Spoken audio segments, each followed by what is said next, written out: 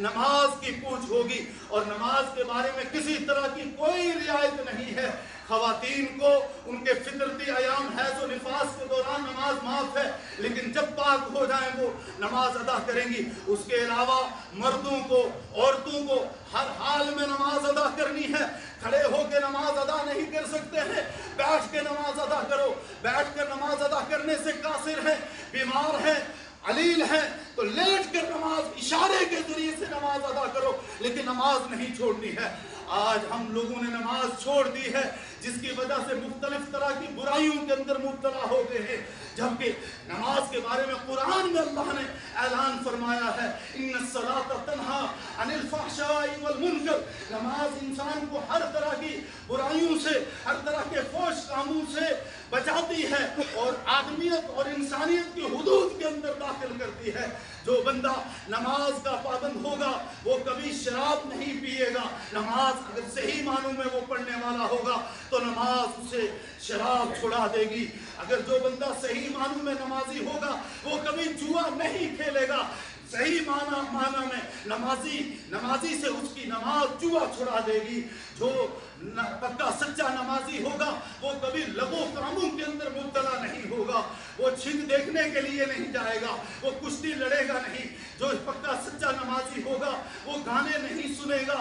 آج یہ سب چیزیں ہمارے ہاں ہو رہی ہیں اور ہمیں اس کا کوئی خیال نہیں، کوئی دھیان نہیں، کوئی اس کی پرواہ نہیں۔ اور کتنے لوگوں کی نمازیں کرکٹ کی نظر ہو جاتی ہیں، کتنے لوگوں کی نمازیں وہ چھنج کی نظر ہو جاتی ہیں، کتنے لوگوں کی نمازیں کھیل تماشے کی نظر ہو جاتی ہیں، کتنے لوگوں کی نمازیں کھیتی باڑی کی نظر ہو جاتی ہیں، کتنے لوگوں کی نمازیں فحش کاموں کی نظر ہو جاتی ہیں، کتنے لوگوں کی نمازیں جو ہیں وہ گانا سننے اور گانا بجانے کی نظر ہو جاتے ہیں، لیکن انہیں نمازوں کی کوئی پرواہ نہیں ہے اور دعویٰ کر رہے ہیں ہم رسول اللہ صلی اللہ علیہ وسلم کے پکے سچے عاشق ہیں۔ یہ کیسا عشق ہے، یہ رسول اللہ سے کیسی محبت ہے کہ مؤذن تمہیں پکار کے کہہ رہا ہے نماز کی طرف آؤ، کامیابی کی طرف آؤ، لیکن تمہیں ذرا برابر بھی ٹس سے مس نہیں ہوتا ہے۔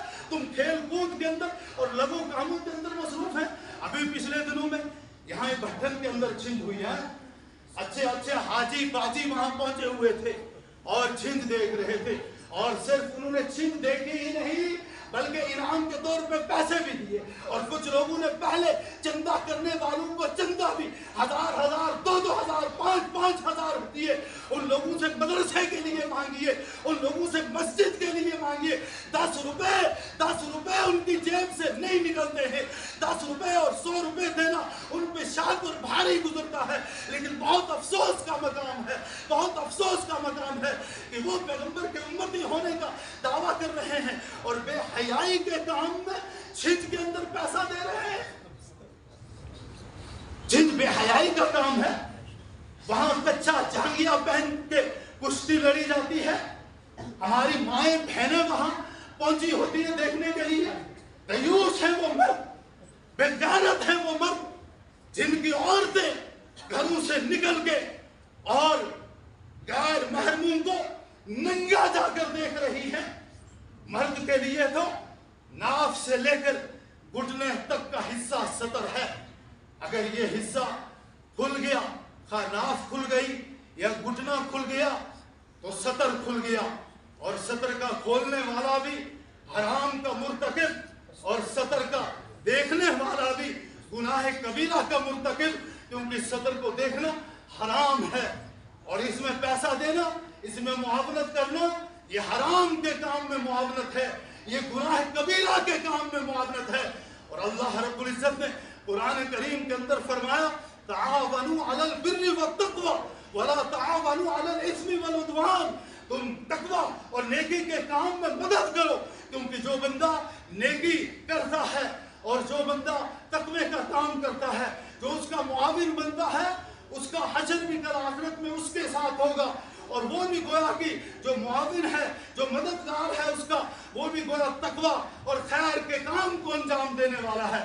وَلَا تَعَاوَنُوا عَلَى الْإِثْمِ وَالْعُدْوَانِ، گناہ اور زیادتی کے کام میں ایک دوسرے کی معاونت نہ کرو، اس لیے کہ جس نے گناہ اور نافرمانی کے کام میں ایک دوسرے کی معاونت کی ہے، وہ اگرچہ اس نے وہ خود کام نہیں کیا، خود اس نے کشتی نہیں لڑی، خود اس کی چھنٹ جا کے دیکھی نہیں, لیکن اس نے 2000 روپے تو دیے تھے, چندہ تو دیا تھا چھنٹ والوں کو, تو گویا کہ وہ بھی اس بے حیائی کے کام میں مبتلا ہو گیا, وہ بھی چھنٹ لڑنے والے, کشتی لڑنے والے, اور اسی طرح سے وہاں دیکھنے والوں کے اندر شامل ہے. اور سطر جو کھولتا ہے اور سطر کو دیکھتا ہے, اللہ رب العزت نے ایسے سطر کو کھولنے والے اور ایسے بے حیاؤں کو دیکھنے والوں کے اوپر اللہ کی لعنت برسی ہے, اللہ نے لعنت فرمائی ہے. کتنے لوگ ایسے گئے ہیں جو اس مجلس کے اندر بھی موجود ہوں گے, جب تک پکی سچی توبہ نہیں کریں گے, اللہ سے معافی نہیں مانگیں گے, اس وقت تک یاد رکھیں یہ گناہ نامہ اعمال سے مٹنے والا نہیں ہے. اس لیے پکی سچی توبہ کریں ندامت کے ساتھ, اور مستقبل کے لیے یہ عزم میں مصمم, یہ پختہ ارادہ کریں کہ ہم اس طرح کا گناہ نہیں کریں گے.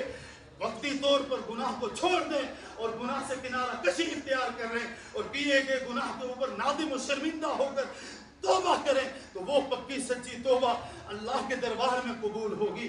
اسی طرح کتنے لوگوں کو دیکھا, آج ہم صبح اس طرف سے آ رہے تھے, کچھ لوگ وہاں مزدوری کے لیے جا رہے تھے, بعض ایک دو تو چھوٹے چھوٹے لڑکے بھی دیکھے, اور وہ مدرسے کے مکتب کے لائق تھے, مدرسے میں پڑھنے کے لائق تھے, لیکن چلو مجبوریاں ہیں, گھر میں معاشی حالت بہت خراب ہے تو مزدوری کے لیے جاتے ہیں.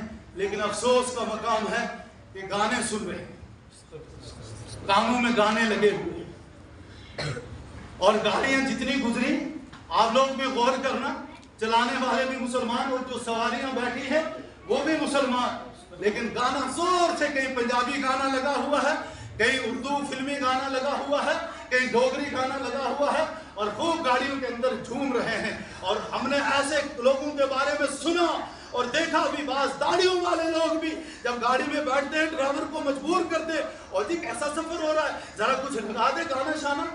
ڈرائیور اگر کوئی دیندار ہوتا ہے, نہیں جی گانا سننا گناہ, اور جی ہم نے تو کرایہ دیا ہے, گانا لگاؤ گانا لگاؤ. اور ہیں اس پیغمبر کی امتی جن کے بارے میں ترمذی شریف کے اندر روایت موجود ہے, حضرت نافع رضی اللہ عنہ روایت کرتے ہیں, ایک مرتبہ میں حضرت عبداللہ ابن عمر رضی اللہ عنہ کے ساتھ جا رہا تھا, بانسری کی آواز آئی, اور حضرت عبداللہ ابن عمر نے اپنے کانوں کو بند کر دیا اور راستہ کاٹ لیا, دوسری راہ اختیار کر لی. اس کے بعد کافی دور پہنچ گئے, اور پھر مجھ سے پوچھا یہ آنے والی آواز بند ہو گئی؟ میں نے عرض کیا ہاں بند ہو گئی. پھر کانوں سے ہاتھوں کو نکالا, اور اس وقت کہنے لگے, ایک مرتبہ رسول اللہ صلی اللہ علیہ وسلم اسی طرح گزر رہے تھے, ایک بانسری بجانے والا بانسری بجا رہا تھا, تو نبی علیہ السلام نے اسی طرح کا عمل کیا تھا, اپنے کانوں کو بند کر دیا تھا.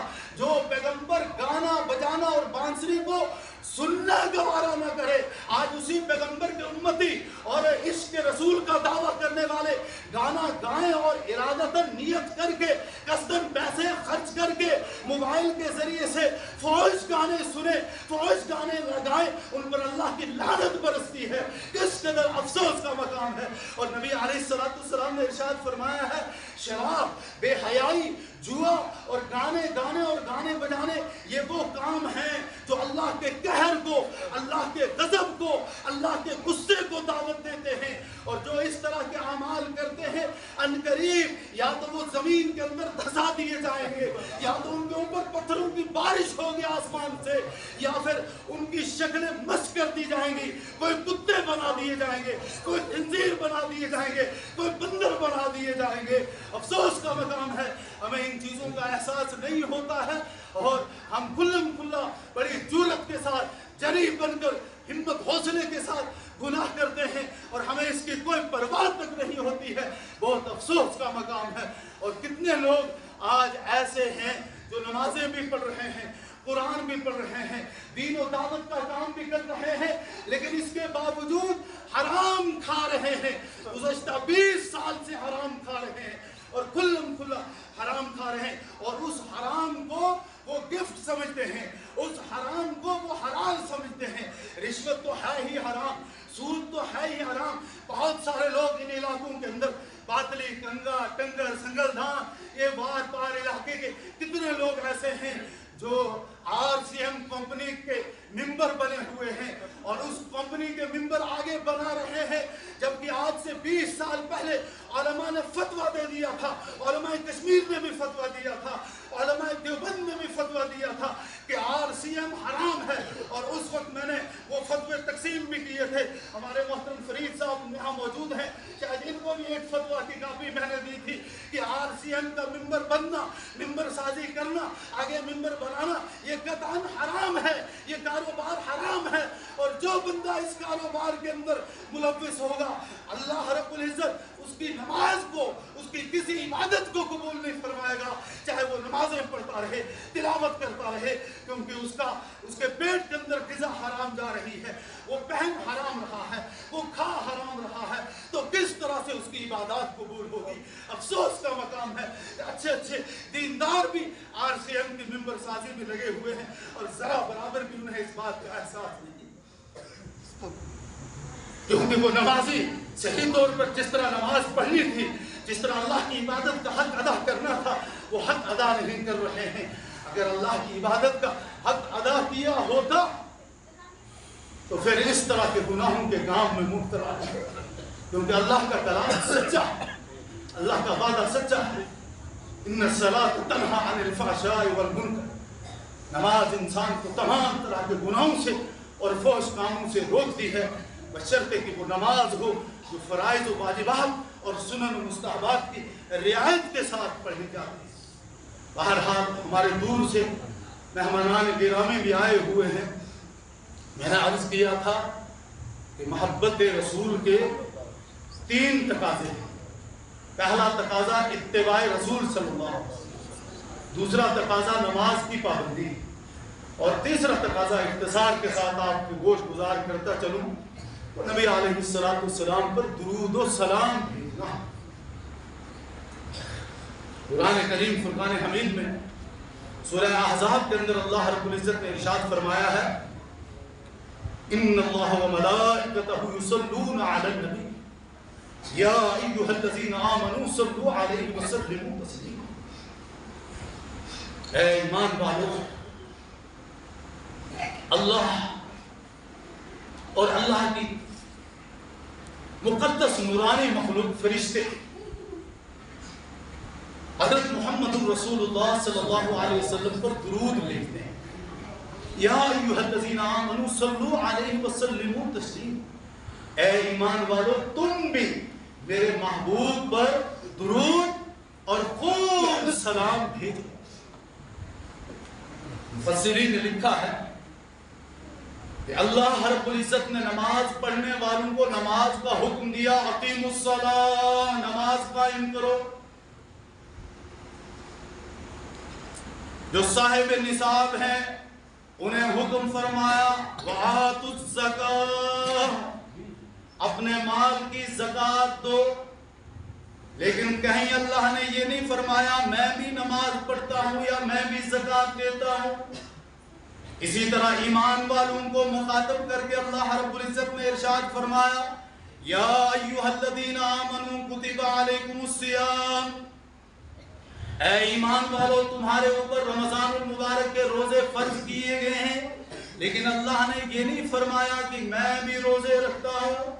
اللہ نے قرآن میں فرمایا وَأَقِیمُوا الْحَجَّ وَالْعُمْرَةَ لِلَّهِ، اللہ کے لیے حج اور عمرے کرو، لیکن یہ نہیں فرمایا کہ میں بھی حج اور عمرے کرتا ہوں۔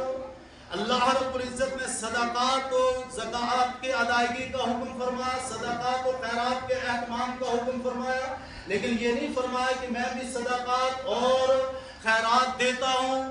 لیکن جب اللہ رب العزت نے درود کے بارے میں حکم فرمایا، اپنے بندوں کو وہ حکم بعد میں فرمایا، پہلے اس بات کی وضاحت کر دی ان اللہ وملائکتہ یصلون علی النبی۔ اے ایمان والو اچھی طرح سے سن لو، اللہ اور اس کی مقدس مخلوق فرشتے نبی اکرم صلی اللہ علیہ وسلم پر درود بھیجتے ہیں، یا ایھا الذین آمنوا صلوا علیہ وسلموا تسلیما۔ اے ایمان والو تم بھی میرے محبوب پر درود اور خوب سلام بھیجو۔ اس سے اندازہ لگایا جا سکتا ہے کہ درود کی عبادت، درود و سلام کی عبادت تمام عبادات میں سے سب سے اعلیٰ و ارفع عبادت ہے، جس عبادت کو اللہ رب العزت خود بھی انجام دیتے ہیں۔ اور نبی اکرم صلی اللہ تعالی علیہ وسلم نے ارشاد فرمایا کہ جو شخص ایک مرتبہ مجھ پر درود بھیجے گا اللہ رب العزت اس کے اوپر 10 رحمتیں نازل فرمائے گا۔ اللہ رب العزت اس کے 10 گناہوں کو معاف فرما دے گا، اللہ رب العزت اس کے 10 درجات کو بلند فرما دے گا۔ اور درود وہ عبادت ہے جس کے ذریعے سے معاشی تنگدستی کو دور کیا جا سکتا ہے۔ نبی علیہ السلام نے ارشاد فرمایا کہ جو بندہ کثرت سے درود و سلام میرے محبوب پر بھیجتا ہے، جو مجھ پر کثرت سے درود و سلام بھیجتا ہے، اللہ رب العزت اس کی معاشی تنگدستی کو فراخی، وسعت اور کشادگی کے اندر تبدیل فرما دیتے ہیں۔ اور اس تعلق سے حضرت پیر ذوالفقار نقشبندی جو سلسلہ عالیہ نقشبندیہ کے اس وقت عالمی سلسلے کے امام ہیں، انہوں نے ایک واقعہ لکھا ہے، وہ واقعہ سنا کر میں اپنی بات ختم کرتا ہوں۔ وہ لکھتے ہیں آج سے کئی سال پہلے کی بات ہے، گجرانوالہ میں جو گھنٹہ گھر ہے اس کے سامنے محمد بشیر نامی ایک شخص کی ریڑی تھی، اس ریڑی پر وہ چاول دال بیچتا تھا، اور اس کی 2 بچیاں تھیں، وہ بچیاں جن کی اس نے پرورش کی اور وہ جوان ہو گئی۔ پھر ان بچیوں کے رشتے کے تعلق سے وہ بہت زیادہ پریشان تھا، اور لڑکیاں جب جوان ہو جائیں تو لڑکی والے پریشان ہوتے ہی ہیں۔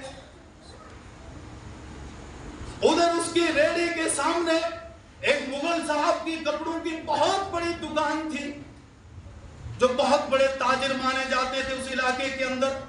ایک دن آنن فانن وہ مغل صاحب اس ریڑی والے محمد بشیر کے پاس آئے اور ان سے کہنے لگے میرے 2 جوان بیٹے ہیں، اور میں نے سنا ہے کہ آپ کی بیٹیاں بھی جوان ہو چکی ہیں، میں آپ کی خدمت میں اس لیے آیا ہوں کہ اپنی دونوں بیٹیوں کے رشتے میرے دونوں بیٹوں کو دے دو۔ کہتے ہیں اندر سے میں نے سوچا یہ کیا اللہ کا کرم ہو گیا، اتنا مالدار سرمایہ دار بندہ میرے پاس آیا اور بیٹیوں کا رشتہ مانگ رہا ہے۔ میں نے فوری طور پر تو کچھ نہیں کہا، کہا میں گھر میں اہلیہ سے مشورہ کروں گا۔ اگلے دن میں نے گھر میں مشورہ کیا اور مشورہ کر کے اسے کہہ دیا کہ ہاں، پھر وہ ہمارے گھر بھی آئے، بچیوں کی منگنی بھی ہو گئی، یہ 2008 کی بات ہے۔ اس کے بعد نومبر 2009 آیا تو وہ کہنے لگے اب رشتے میں تاخیر نہیں ہے، اب نکاح کر کے رخصتی ہو جانی چاہیے۔ جب وہ اصرار کرنے لگے تو میرے پاس خرچے کے لیے 10,000 روپے بھی موجود نہیں تھے کہ جس سے میں گھر میں مہمانوں کی ضیافت کروں اور اپنی 2 بیٹیوں کو رخصت کروں۔ میں نے بیوی سے مشورہ کیا تو بیوی نے کہا آپ ہاں کر دو، اللہ مدد کرے گا۔ میں نے بالآخر ہاں کر دی اور رشتہ طے ہو گیا 25 نومبر 2009 کا۔ 5 دن باقی بچے ہیں، راشن گھر میں ابھی کچھ نہیں لایا، کسی طرح کی کوئی تیاریاں نہیں کی، صرف بچیوں کے لیے میں نے ایک سوٹ خریدا ہے۔ پریشان حال ہوں، مہمان آئیں گے کیا کروں گا۔ شام کو اسی سوچ و بچار میں اپنے گھر کے اندر بیٹھا ہوا تھا کہ باہر والے گیٹ پر کسی نے دستک دی۔ میں دروازے پر پہنچا، دیکھا کہ ایک بارش نوجوان ہے، بڑا خوبصورت نوجوان ہے۔ وہ کہنے لگا کہ محمد بشیر جو گھنٹہ گھر کے سامنے ریڑی لگاتے ہیں ان کا گھر یہی ہے؟ تو میں نے کہا ہاں یہی ہے، کوئی جان پہچان نہیں۔ کہا وہ آ گیا اور کہنے لگا میں گزشتہ 2 روز سے گجرانوالہ کے اندر آپ کو تلاش کر رہا ہوں لیکن آپ نہیں مل رہے۔ اب کسی نے بتایا کہ وہ فلاں جگہ رہتے ہیں، میں آپ کے پاس آیا ہوں۔ کہا میں اس کو حیرت سے دیکھ رہا ہوں، اس نے مجھے دیکھتے ہی رونا شروع کر دیا اور مجھ سے پوچھا کہ تم کون سا عمل کرتے ہو جس عمل کی وجہ سے گنبد خضرا مدینہ والے نے مجھے آپ کے پاس بھیجا ہے۔ کہا میری بھی چیخیں نکل گئیں اور زار و قطار روتے ہوئے میں نے کہا کہ میرے پاس اور تو کوئی زیادہ عمل نہیں ہے، کوئی زیادہ اعمال نہیں ہے، لیکن میں گزشتہ 45 سال سے مسلسل رسول اللہ صلی اللہ علیہ وسلم پر درود و سلام بھیج رہا ہوں، اور گزشتہ 45 سال سے درود و سلام بھیجنے کے عمل میں کبھی میں نے کوئی کوتاہی اور غفلت نہیں کی ہے، کبھی ناغہ نہیں ہوا ہے۔ تو वो नौजवान धाड़े मार के रोने लगा कि इसीलिए तो मुझे मदीना वाले ने आपके पास यहाँ भेजा है। उसने मेरे हाथ में एक ब्रीफ केस, एक अटैची थमाई और फिर अपना नाम और पता बताए बगैर वो वहां से निकल गया। बाद में मैंने उस अटैची को खोला, देखता हूं कि उसके अंदर 30 लाख रुपए थे। का अल्लाह रब्बुल इज्जत के फजल व एहसान से और मदीना वाले की इनायत की वजह से और दुरूद और सलाम के अमल की बरकत से मैंने अपनी बेटी की शादी भी अच्छी तरह से की, मेहमानों की खातिर तवाज़ो भी की। उसके बाद मैंने और मेरी अहलिया ने हज भी किया और अल्हम्दुलिल्लाह दुरूद और सलाम की बरकत से आज मेरा कारोबार बहुत अच्छा चल रहा है। लिहाजा ये रबीउल अव्वल का महीना है और हमारे अकाबिर असलाफ इस महीने में उछल कूद नहीं करते और ना ये उछल कूद हमारे असलाफ से साबित, न झंडियां हैं, न नारे हैं, न जुलूस हैं, बल्कि हमारे अकाबिर का अमल रहा है कि रबीउल अव्वल में कसरत से नबी अलैहिस्सलातु वस्सलाम पर दुरूद और सलाम। हज़रत जुनैद बगदादी अलैहि रहमा हर दिन अपने अहबाब के साथ 1 लाख मर्तबा दुरूद और सलाम नबी अलैहिस्सलातु वस्सलाम पर भेजा करते थे। और माज़ी करीम में हमारे पड़ोस के एक बुजुर्ग गुजरे हैं जिनका लॉकडाउन के दौर में इंतकाल हुआ, जो शेखुल हदीस मौलाना मोहम्मद ज़करिया अलैहि रहमा के खलीफा थे। हज़रत पीर अजीजुर रहमान अलैहि रहमा हर दिन तने तनहा 10,000 मर्तबा दुरूद शरीफ का मामूल पूरा किया करते थे। और जब उनका इंतकाल हो गया, मुफ्ती अब्दुल वाहिद कुरैशी कहते हैं कि मैं उनकी कब्र पे जाके बैठा और वहाँ जो ही बैठा तो मुरातिब हुआ तो मुझे ऐसा लगा कि मैं जन्नत के अंदर बैठा हुआ हूँ और जन्नत की वो खुशबुएं मुझे वहाँ आ रही हैं। और मैं इस कदर मस्त हो गया कि वहाँ से उठने को जी नहीं चाह रहा था। मेरे साथियों ने मेरे कंधों को हिलाकर मुझे उठाया का वो बरकत थी हज़रत पीर अजीजुर रहमान के दुरूद और सलाम पढ़ने की। आज भी हमारे कितने अहले ताल्लुक हैं जो हर दिन हजार मर्तबा दुरूद सलाम। अगर हम रोजाना पूरा मामूल नहीं रख सकते, कम से कम 100 मर्तबा तो रखिए, 100 सुबह 100 शाम। अलबत्ता रबीउल अव्वल की आज 6 तारीख है, 7, 8, 9, 10, 11, 12 तक 5 दिन अभी बाकी बचे। इन 5 दिनों के अंदर अगर हर बंदा हर दिन हजार पढ़ेगा और 20 बंदे पढ़ेंगे तो 5 दिनों में कितना हो जाएगा? 20 बंदे कितना हो जाएगा? 1 लाख है ना? 5 दिनों में 1 लाख। 20 बंदे मुझे इस मजमे में चाहिए जो आज से शुरुआत करें और 5 दिनों में हर दिन के अंदर हजार मर्तबा दुरूद और सलाम पढ़ें। और दुरूद और सलाम में सबसे ज्यादा अहम अजमत फजीलत वाला दुरूद इब्राहिम है। अगर लंबा है न पढ़ सको, 1-1.5 घंटा लगेगा, तो दुरूद मशहूर अल्लाहुम्मा सल्ली अला सय्यिदिना मुहम्मदिन व अला आलि सय्यिदिना मुहम्मदिन व अस्हाबि सय्यिदिना मुहम्मदिन व बारिक वसल्लम। अगर ये भी नहीं तो सल्लल्लाहु अलैहि वसल्लम, ये भी कामिल और मुकम्मल दुरूद और सलाम है।